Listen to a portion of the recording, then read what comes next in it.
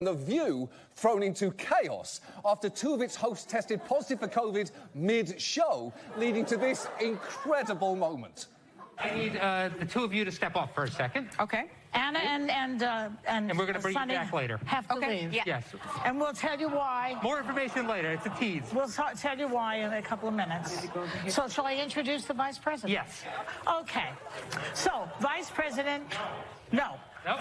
Okay. Wow. That does not look great. Filming a television show is basically like raising a toddler. It's unpredictable, occasionally frustrating, and if you ever find yourself having to scream, no, someone's about to walk into a deadly situation. But the week has been dominated by the events in Del Rio, Texas, where thousands of migrants, mostly Haitians, attempting to cross the border were met with this response. Images surface of Border Patrol agents on horseback, appearing to use their horses' reins like whips. As one group tried to pass, an agent said this. Hey, you use your women? This is why your country... Really?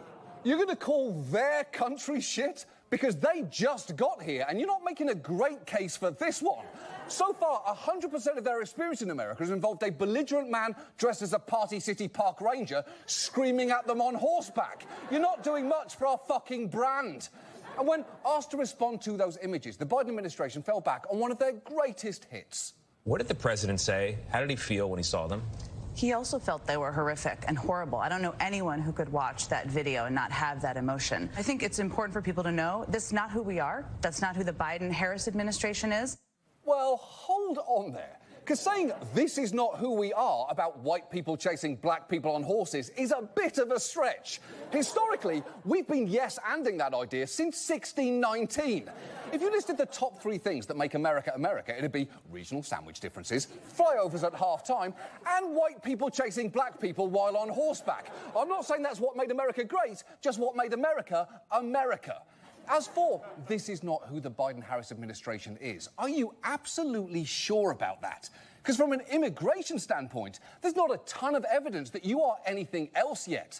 This administration's record on immigration, particularly on the southern border, has been deeply underwhelming. And this week, they've been all over the map. Because while many Haitians were released into the US, we also sent thousands back to a nation that's recently suffered an earthquake and a presidential assassination, with no clear rationale for how those decisions were made. And it's not great when our process for deciding who gets released and who gets expelled is as haphazard as the process for finding the new host of Jeopardy. And by the way, great job so far, guys. You dodged giving that dude the job permanently, and right now we've got someone absolutely free of controversy, Mayim Bialik, a person I think is great because I don't have Google. And the reason we've been able to expel over 2,000 Haitians so quickly is the Biden administration is using one of Trump's most infamous immigration policies, Title 42, a bullshit move that lets you turn away asylum seekers under the guise of public health. It is such bullshit. A federal judge in Washington said its use in this manner is likely illegal, so it is no wonder the special envoy for Haiti, Daniel Foote, resigned this week, refusing to be associated with what the Biden administration is doing. And it is hard to blame him when you consider what some of these people have gone through, not just in order to get here, but in the process of being expelled. Just listen to this man who was put on a plane back to Haiti, describing how he was treated. They chained us like animals. They chained our hands, feet, and waist. Once we arrived, they made us stay inside the plane until they unchained us, so the journalists wouldn't see what they did.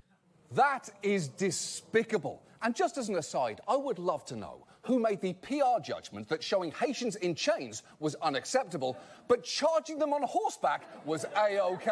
Because that person clearly knows they're going to hell, but I'm not sure they grasp just how deep. It feels that the Biden administration is far more focused on seeming better when it comes to immigration than actually being better.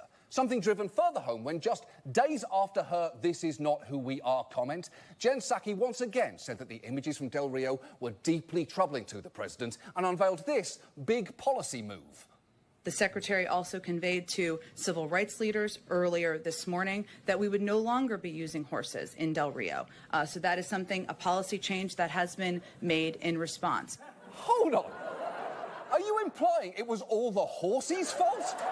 Because if I may quote myself after watching Burberry's recent ad, if you're only focusing on the horses, you are missing a lot.